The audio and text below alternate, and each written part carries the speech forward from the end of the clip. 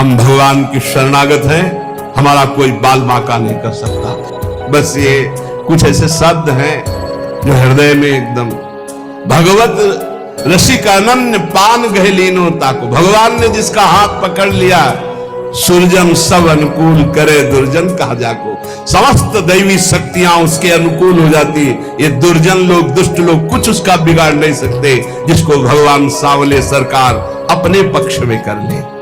भगवान बोले कि अपने भक्त के लिए एक प्रण की क्या बात, सैकड़ों बार झूठा कहा हूं तो भी मुझे कोई फर्क नहीं पड़ता।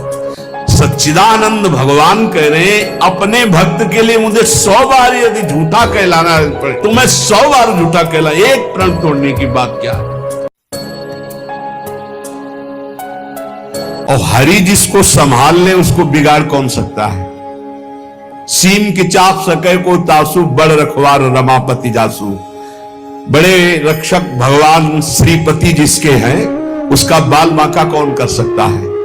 इसलिए उपासक को अन्य आश्रय में चित्त नहीं लगाना चाहिए, भगवत आश्रय। भगवत ऋषि जी कहते सर्वलोक चूड़ामणि अनंत ब्रह्मांडों के स्वामी भगवान जिसको अभय, जिसकी बाह पकड़, अभयत भुज दंड मूल पीन सानुकूल, जिसको अभय दे दिया, जिसको शरण में ले लिया, जिसकी बाह पकड़ ली, कौन त्रिभुवन में से कुछ भय दे सके।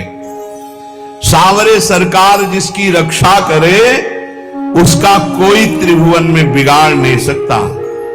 देखिए अम्बरीश जी को दुर्वासा जी ने नष्ट करना चाहा, क्या हुआ, त्रिभुवन में भागे घूमे, कहीं चैन नहीं मिला दुर्वासा जी को। प्रहलाद जी को हिरण्यकश्यप ने नष्ट करना चाहा, क्या हुआ, भगवान ने नरसिंह रूप रख के हर वरदान ये बीच का रास्ता निकाल के फाड़ के फेंक दिया। न दिन है न रात संध्या, न अस्त्र है न शस्त्र, न खून, न जीवित है न निर्जीव, न ब्रह्मा का बनाया हुआ नर है न पशु, नरसिंह रूप, न घर के भीतर है न बाहर डेहरी पे बैठे, हर वरदान फाड़ के फेंक दिया। और प्रहलाद जी के कहीं खरोच भी कभी पूरे जीवन में नहीं लगी।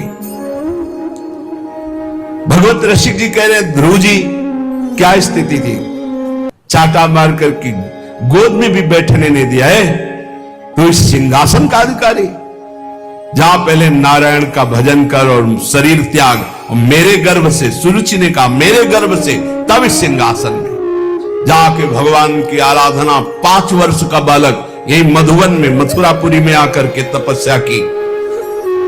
क्या उस समय मच्छर नहीं थे, क्या सांप बिच्छू नहीं थे, क्या सिंह नहीं थे, कोई परवाह नहीं की, क्योंकि सांवरे सरकार का भरोसा 6 महीने में भगवत साक्षात्कार करके त्रिभुवन में सर्वबंधनी अटल पदवी प्राप्त करके चले गए। कुंती नंदन 5 पांडवों को बाल्यावस्था से लेकर मारने का प्रयास होता रहा, अंततो गत्वा दुर्योधन का सर्वनाश हो गया, पूरे परिवार का। महाराज युधिष्ठिर चक्रवर्ती सम्राट पद पर बैठे, सांवरे सरकार जिसके पक्ष में, उसका बाल बांका भी नहीं हो सकता, बाल बांका भी नहीं हो सकता। बहुत बड़ी बात है भीष्म प्रतिज्ञा। दुर्योधन ने जब देखा कि 10,000 महारथियों को रोज मारते हुए एक पांडव को खरोच भी नहीं आती, तो कहा भीष्म जी से कि पितामह मैं पहले से जानता था, सेनापति बनाने के पहले से आपको, कि आप हमारी कभी विजय नहीं चाहेंगे, आप पांडवों की ही विजय चाहेंगे, भले हमारे पक्ष से 10,000 महारथियों को मारते तो भी। तो उनका ऐसा नहीं, मैं कोई पक्षपात नहीं कर रहा हूं, वो श्री कृष्ण द्वारा सुरक्षित है। बोले तो आपकी प्रतिज्ञा को कोई टाल सके ऐसा नहीं, आप हमारे सामने प्रण लीजिए कि पांडवों का वध करेंगे। भीष्म जी ने 5 बाण निकाले और कहा अगर कल जीवित रहा तो 5 पांडवों का वध निश्चित करूंगा। भीष्म प्रतिज्ञा। भीष्म जी अपने वचन के पालन के लिए अपने गुरुदेव परशुराम से युद्ध कर दिए, औरों की तो बात चले दो। अब बड़े आनंद में जय जयकार करता हुआ दुर्योधन निकला भीष्म के शिविर से कि कल पांडव प्रातःकालीन युद्ध क्षेत्र में, भीष्म जी ने प्रतिज्ञा की मारे जाएंगे।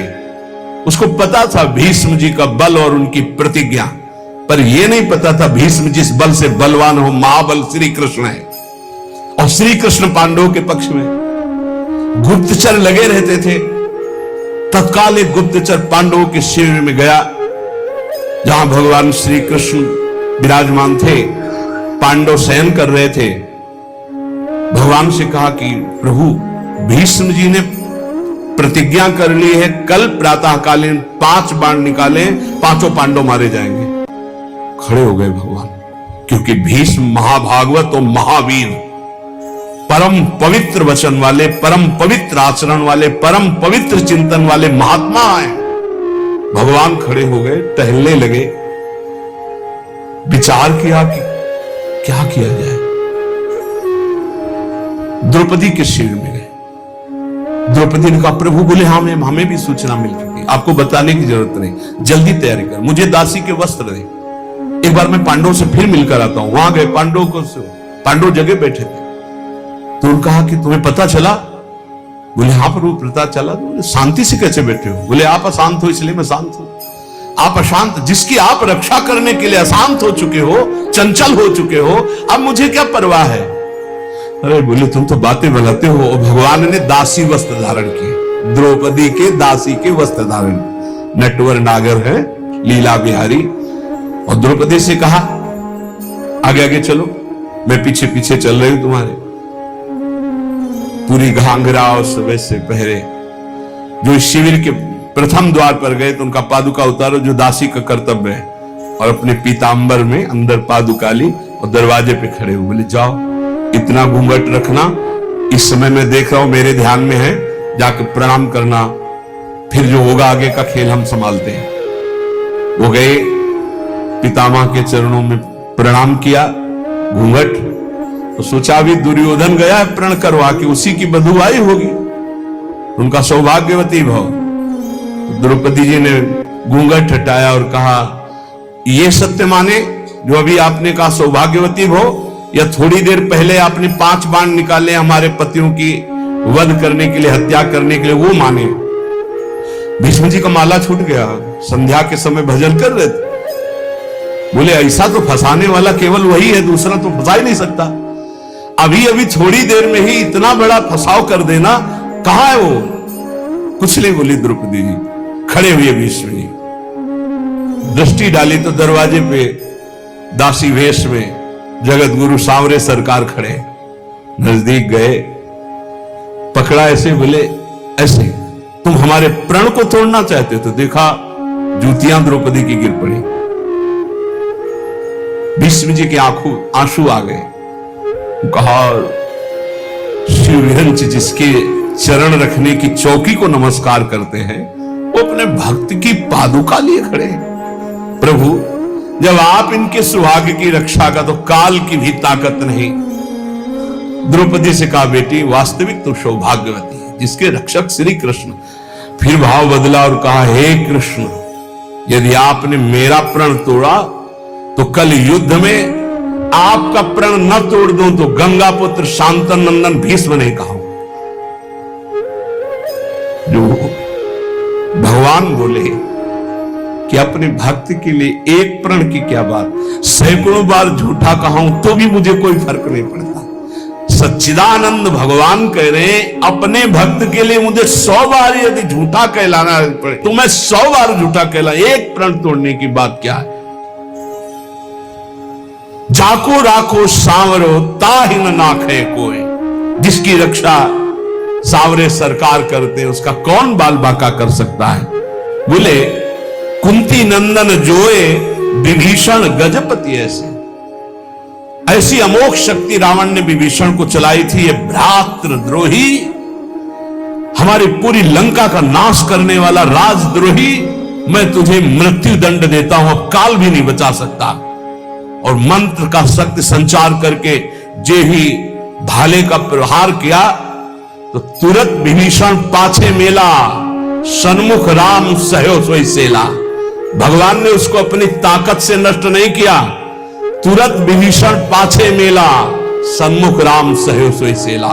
उस महान शक्ति संपन्न सेला को, बर्छी को भगवान ने अपनी सीधे छाती पे सही विभीषण को पीछे कर लिया और वो शक्ति अंतर ध्यान हो गई। भगवान की कहीं सच्चिदानंद अंग में पीड़ा थोड़ी पहुंचा सकती है। कह रहे कुंती नंदन जो विभीषण गजपति जैसे थक गया गजेंद्र जब देखा कि अब की झटके में ग्राह ले ही जाएगा, पुकारा हरि। भगवान गरुड़ जी को छोड़कर नंगे पैर दौड़े और सुदर्शन चक्र जी से ग्राह को परम पद और गजेंद्र को बाहर किया। जाको राखो सांवरो ताहि न नाक है कोई। विश्वास रखना चाहिए, हम भगवान की शरणागत हैं, हमारा कोई बाल बांका नहीं कर सकता। और जाको आदर हरि करे तासु अनादर कौन, जवासु अनादर हरि करे ताको आदर कौन। भगवत ऋषि जी कह रहे हैं जिसका आदर भगवान श्याम सुंदर करें उसका आदर कौन नहीं करेगा त्रिभुवन में, सबको करना होगा।